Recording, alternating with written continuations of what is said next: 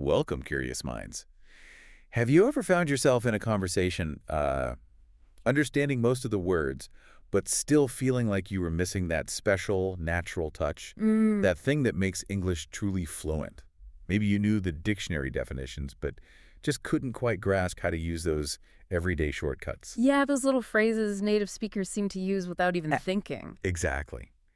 That's precisely what we're diving into today. Okay. We're embarking on a deep dive into a collection of incredibly common, yet, well, sometimes surprisingly tricky English phrases. Right. Our mission: to peel back the layers on their meaning, explore their natural habitat, in daily conversation. See where they live? Yeah. And arm you with the confidence to use them like a pro. We'll be drawing insights from common English phrases for learners, sort of guiding you through the subtle art of these linguistic building blocks. Helping you sound not just correct, but genuinely natural. And engaging, hopefully. Absolutely. And what's truly fascinating about these phrases, I think, is how much context and unspoken implication they carry in such a compact form. Totally. It's way more than just knowing the words. It really is. It's about understanding the rhythm, the sort of unwritten rules of daily communication. So we're going to show you not just what these phrases mean, but maybe more importantly, why they matter. Okay. And how they can, really elevate your conversations, whether you're planning a trip or maybe wrestling with a new project at work. Or just chatting. Or just having a casual chat with friends, exactly. These expressions are kind of like your secret weapon. Ooh, I like that. Secret weapon. Yeah, to sounding more fluent and connected. Okay, let's kick things off then. Our first phrase sounds so simple, maybe deceptively so. Halfway through. Right. Halfway through. It seems straightforward, doesn't it? But I feel like there's more to it than just, 50%. Absolutely. You've nailed it. At its core, yes. Halfway through marks the middle point of something, a process, a journey, could be a duration of time. Okay. It's that precise juncture where technically 50% of an experience or task is done. But like you said, here's the real aha moment for learners. Yeah. It isn't always about a perfect, mathematically precise 50%. Often it's more of a conversational shorthand. Right. Like a feeling. Exactly. It creates a sense of momentum. It sets expectations. It's almost like a psychological milestone. A psychological milestone. I like that framing. Yeah, because using it wisely can actually motivate others or just signal your own commitment. Think of it like a mental checkpoint. Okay. That says, okay, I'm past the initial bit and I'm well on my way. This flexibility is really key to its natural conversational flow. So it gives that sense of forward momentum, even if you haven't, measured it exactly. Precisely. It inherently conveys you're beyond the beginning. You're actively working towards the end. Yeah. And that's a powerful message, of advancement and commitment. Yeah, that makes a lot of sense. Let's take a simple example then. Something really relatable. Imagine you're curled up on the couch, you're watching a movie, really into it. Okay. If I say, we're halfway through the movie, what's that really telling us? Beyond just the time. Well, okay, it's a direct and easily understandable application. That's the literal meaning. Sure. But it implies so much more, doesn't it? It means you've invested a good chunk of your evening. Right. You're probably deeply engaged in the plot, hopefully. Hopefully. And you have roughly an equal amount of story left to enjoy. It helps manage your viewing experience too, right? How so? Well, maybe you decide if you have time to finish it tonight or if you need a quick break. Ah, yeah. The strategic pause. Exactly. It's a kind of comfort to know you've made significant progress and the end is actually in sight. It even tells you something about the story itself. Like where you are in the plot. Yeah. You're probably past the setup. Things are developing. Maybe the climax is on the horizon. Okay, I see that. Now let's dial up the complexity a bit. What if you're tackling something much more involved? Like, say, a major academic assignment. You say, I'm halfway through writing my research paper. How does that differ? What's it communicating there? Oh, that's a fantastic example. Because for a longer, more involved thing, like a research paper, it's not just a statement of fact about progress. Right. It's also a subtle way of communicating your commitment, your momentum, maybe to your professor or your colleagues. Managing expectations. Exactly. It tells them you've put in substantial effort, you understand the scope of what's left, and you're actively working towards finishing it. So it shows you're on track. Precisely. It allows you to gauge your workload, your remaining time using this common accepted benchmark. It might also signal, that you've overcome those initial hurdles. Like the outlining and finding sources part. Yeah, the preliminary research, and now you're deep into the writing itself, which, let's face it, is often the most challenging part for many people. Definitely. Okay, what about distance? Like on a long drive, we've all been there, we're halfway through our road trip to the coast. That immediately conjures up a specific image for me. It absolutely does. When you declare that we're halfway through our road trip, you're providing a really comforting milestone for everyone in the car. Yeah, especially the kids in the back, maybe. Oh, definitely. It tells everyone how much driving is left, maybe when you need to stop for gas or a break. Gives a sense of how much more time you'll be cooped up together. True. It mentally breaks that long, potentially tiring journey into more digestible parts, which can be a huge morale booster. Yeah, I could see that. It's the perfect phrase to signal progress and manage the expectations of your fellow travelers. Lets them anticipate the next rest stop or, the final destination. So, halfway through works for physical journeys, tasks, movies. But can it ever be completely figurative? Oh, yes. For something that isn't so strictly quantifiable? Definitely. It's often used metaphorically for longer-term goals or projects that aren't necessarily physical journeys or strictly linear processes. Like what? Well, take a business context, for example. You might hear, we're halfway through the fiscal year. Right. That's not about distance or watching a clock tick. Exactly. This statement signals a crucial midpoint for financial planning, for budget reviews, performance assessments. Okay. It's a critical moment for companies to check their annual goals, maybe make necessary adjustments, project outcomes for the remaining 6 months. So it has real strategic importance. Huge strategic importance. This kind of metaphorical use really highlights the value of marking progress in any long-term endeavor. And understanding this phrase in these contexts allows for better planning, better expectation setting, both personally and professionally. It's a marker in time. It is. It lets you gauge if you're ahead or behind schedule, if adjustments are needed, or if you just need to keep plugging away. Helps in strategizing for the second half of any cycle. Financial year, project timeline. Personal fitness goal, anything. Okay, so for you, our listener, getting a handle on halfway through is about more than just, knowing a definition. Much more. It's about confidently communicating your status on tasks, projects, maybe even just your plans for the evening, Right, making your conversations flow more naturally. It gives a clear, concise, and universally understood update. Allows you to share your progress, manage expectations with ease. It's a small linguistic tool, but it has significant strategic potential, I think. Yeah, a small phrase doing big work. Okay, so halfway through is great for telling people where you are in a process, but what if you're not there yet and you're just, maybe desperate to know when something will end? Yes. The waiting game. That's when we reach for a phrase like, how much longer, isn't it? This one feels like a real gem for expressing, anticipation, sometimes impatience, or maybe just seeking clarity. Oh, how much longer? It's such a classic, isn't it? My own kids probably asked that about 100 times on our last road trip. Yeah, I believe it. But what's really interesting is how quickly the emotional weight of that simple question can shift. Depending on who's asking and why. Exactly. Fundamentally, yeah, it's a direct query about the remaining duration of something that's ongoing. An event, a process. Okay. It's a question we ask when we need to understand a timeline, manage our own expectations, or just get an update on when something will finally wrap up. It feels like a very human need wanting to know that. It really is. It reflects our innate need to quantify and anticipate the future, to have some sense of control or understanding over our time and what lies ahead. Right. We want to know what's coming. Yeah, this desire to know how much longer is deeply ingrained in how we plan, how we manage our patience. We use it to pace ourselves, maybe prepare for a transition, or sometimes just satisfy our curiosity. The phrase itself is grammatically simple, but its depth really comes from its context, its application. It's a super versatile tool for probing the unknown duration of something. And you mentioned the emotional weight shifting. That's fascinating. Yeah, that's one of the most interesting aspects, I think. It has this dual nature. Okay. It can be a purely informational request, right? Just seeking a neutral update on a timeline, like in a professional setting, asking for an estimate. Sure. Just need the info. But it can just as easily carry an underlying tone of impatience or eagerness or even frustration. And that depends entirely on the context and, crucially, your vocal delivery. The tone of voice. Makes all the difference. The same words can convey vastly different emotions. Think about it. If you say it with a sigh, maybe tap your foot. Impatience, definitely. Clearly signals impatience.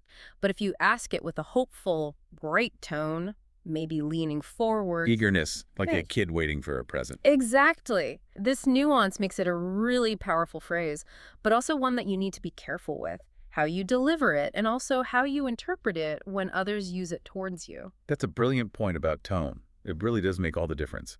Let's think about a common travel scenario. Maybe you've been stuck in traffic for ages, like an hour. Your flight is approaching, you're feeling the pressure. You turn to your travel companion and ask, "We've been stuck in traffic for an hour. How much longer until we reach the airport?"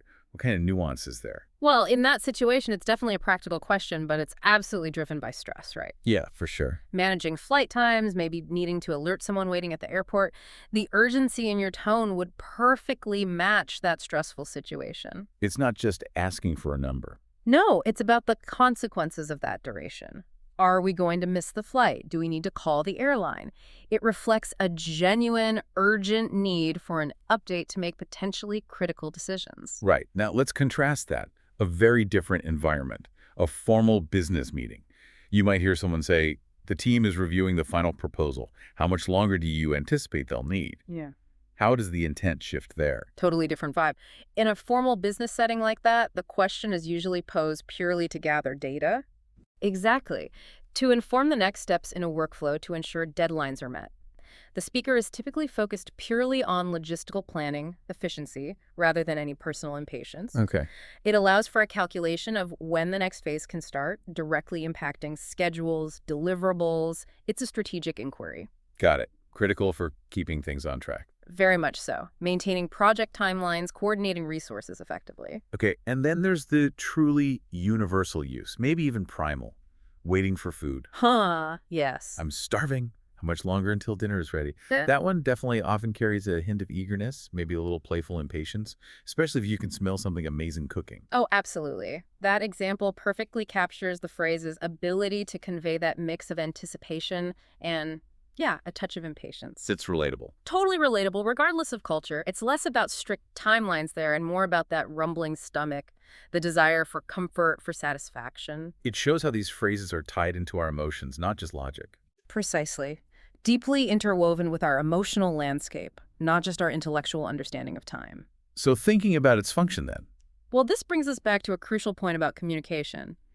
How much longer is a key tool for managing uncertainty Right. and for providing or requesting updates, which is just vital in any collaborative environment, wouldn't you say? Definitely. In teams or even just coordinating with family. Exactly.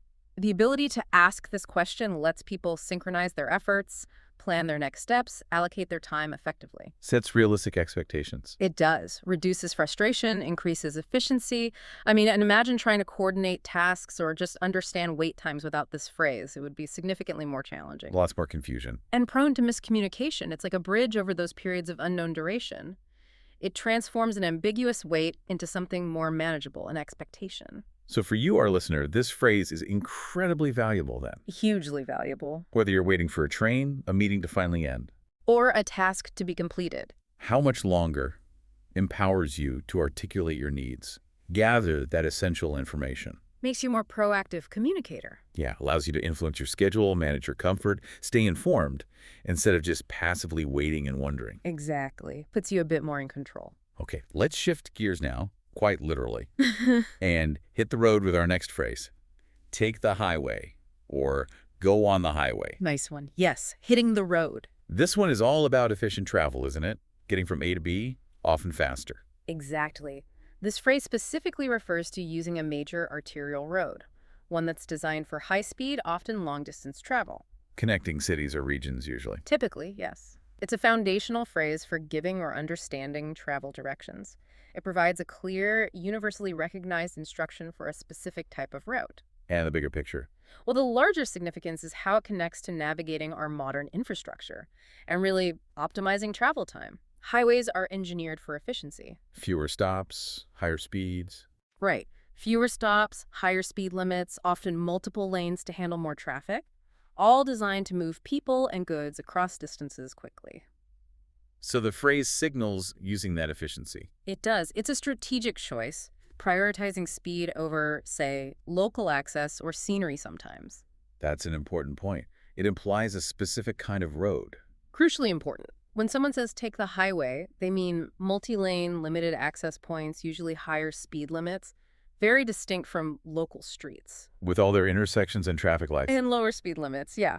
You're not going to find a quaint little coffee shop right off a highway exit in the same way you would on a main street, usually. Good point. That distinction is key for directions. Absolutely. It tells you to bypass the local hustle and bustle for a more direct, faster route. Okay, so imagine you're asking for directions in an unfamiliar city. Someone tells you, to avoid the city center, you should take the highway around. That's incredibly helpful advice, isn't it? Yeah, immediately clear. Bypass congestion, use a faster route. Practical, direct, even if the actual distance might be slightly longer sometimes, it promises a smoother, quicker journey in terms of time. Right. And what about planning? Discussing travel plans with friends. Okay. Someone says, we're going to go on the highway for the first part of the journey to save time. Yeah, that immediately communicates a strategy. Tell everyone what to expect. Exactly. It signals to your fellow travelers that the initial leg will be swift, focused on covering ground, maybe before transitioning to smaller, more scenic roads later. Sets the expectation for the pace, the type of driving. Important for planning breaks, estimating arrival. Very important. And that choice is often made after considering different routes, right?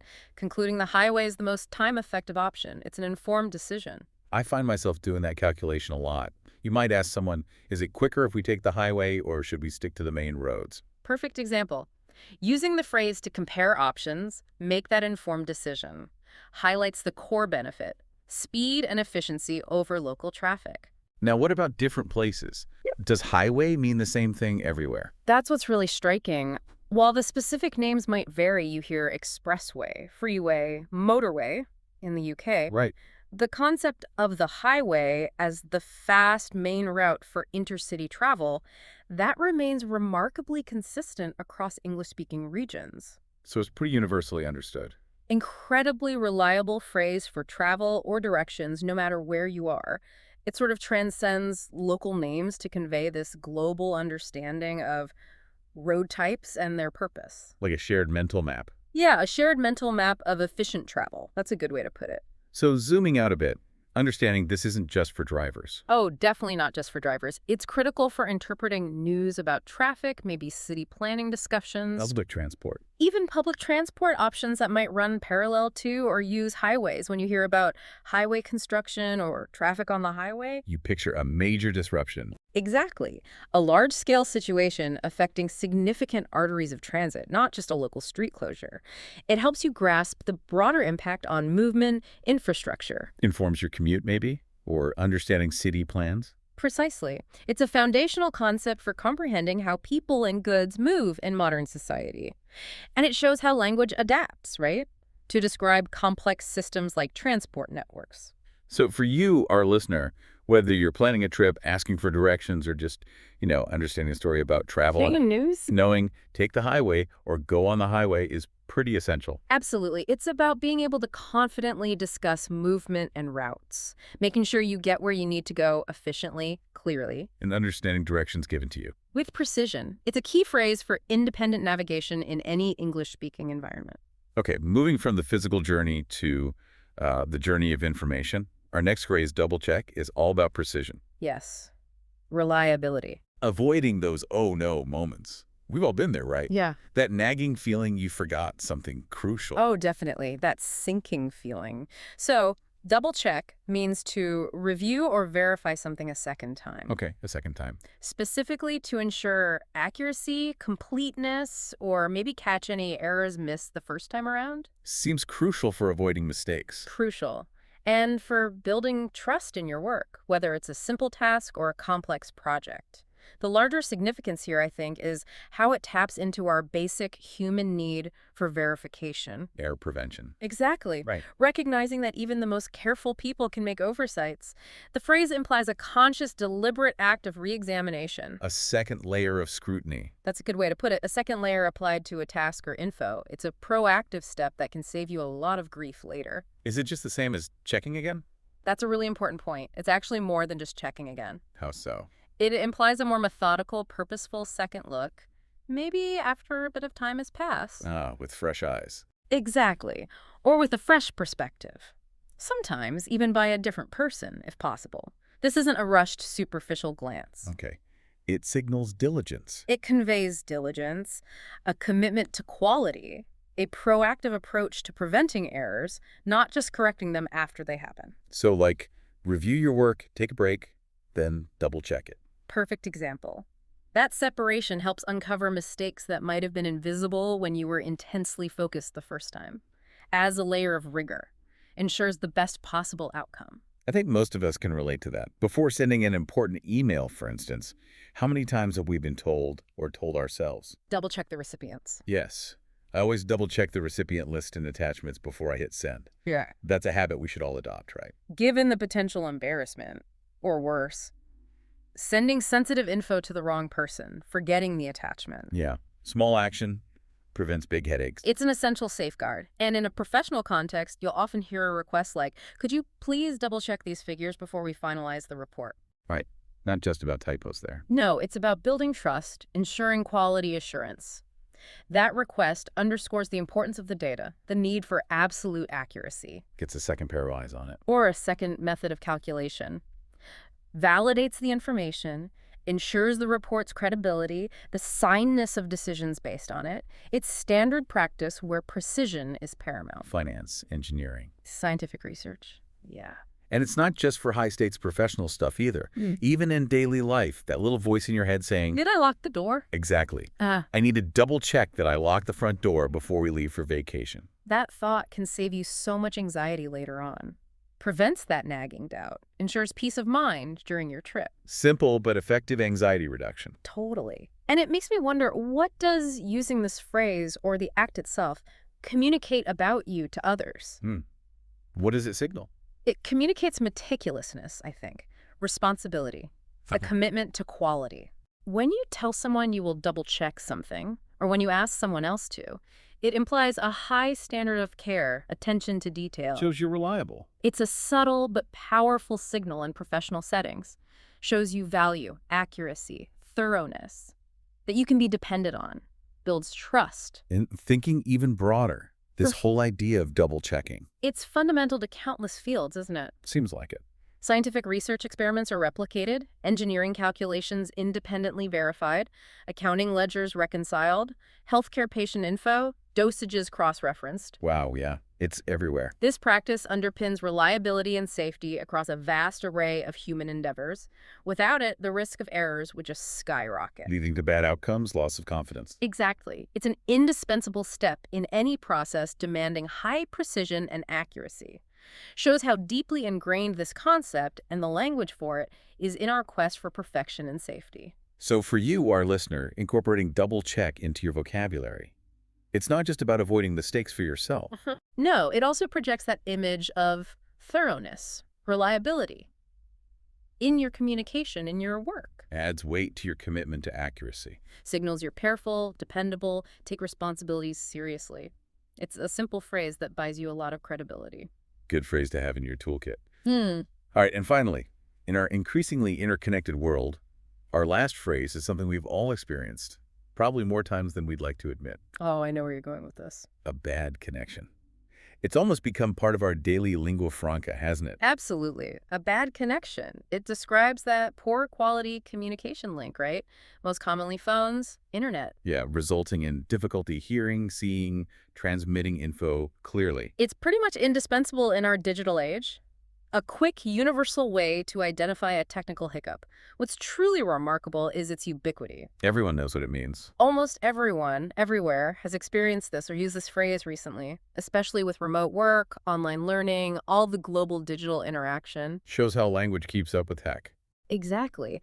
Language adapts so quickly, providing precise terms for these new common experiences that span cultures and borders. Let's dig into the power of this phrase, though. What does it do in a conversation?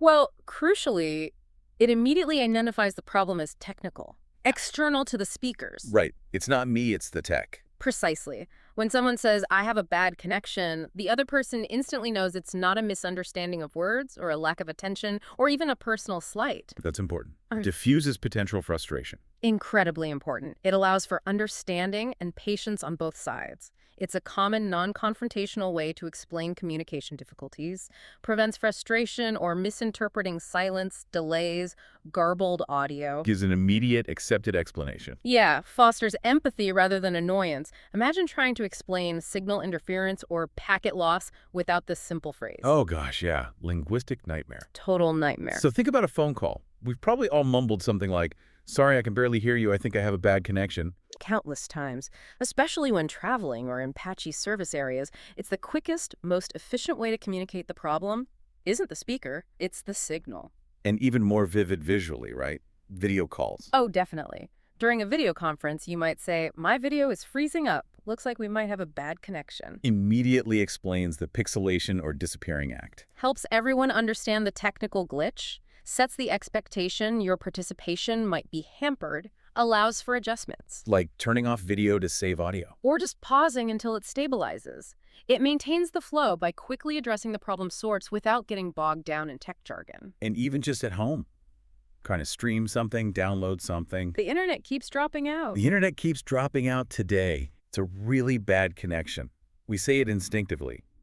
Identifies the network as the culprit. Common complaint. Resonates with almost everyone living in a connected world today. So, looking at the bigger picture, this phrase is kind of the first step in fixing it. Often, yes. It's the essential first step in troubleshooting. By identifying a bad connection, it signals a technical problem is at play. Points towards solutions. Immediately. Simple things like calling back, moving somewhere else with better signal, checking settings, restarting a router, Focuses on fixing the tech, not blaming people. which is practical and efficient, restores clear communication. It's a cornerstone of modern problem solving in this digital landscape. And you mentioned remote work, global communication. It's almost hard to overstate how critical this phrase is there.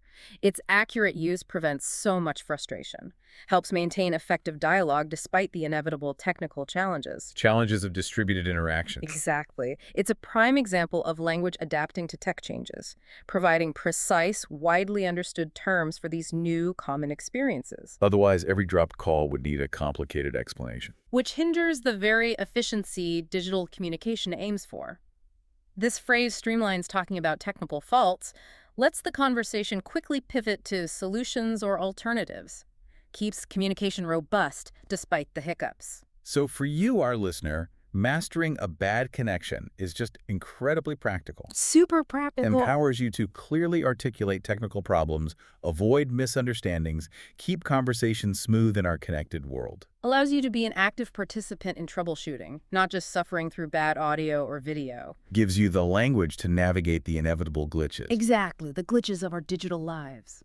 Hashtag tag outro. So what does this all mean then? Today we've taken a pretty deep dive into halfway through, how much longer, take the highway, go on the highway, double check, and a bad connection. Yeah, quite a mix. Each of these phrases, in its own way, really offers a shortcut to clearer, more natural communication. Enriches your interactions. It helps you sound more like a native speaker, hopefully. Definitely. And these seemingly simple phrases, they're so much more than just words, aren't they? They're almost like cultural touchstones. How so? They reflect how we organize our time, manage our expectations, navigate our world, ensure accuracy, handle our technology. Wow, yeah. All packed into these little phrases. The true beauty of a language isn't just in its grammar or its vocabulary in isolation. It's in recognizing and using these small, everyday expressions. The ones that weave together the fabric of authentic conversation. Exactly. So we really encourage you, our listeners, don't just memorize them, actively listen for them. Hear them out in the wild. Yeah, practice using them in your own conversations. Observe how native speakers deploy them in different contexts. Because the more you notice these patterns, The more seamlessly you'll integrate them into your own speech, transforming your English from, merely correct. To genuinely natural, expressive, Extremely fluent. keep observing, keep listening, and keep diving deep into the fascinating world of language. Keep exploring. We'll catch you on the next deep dive.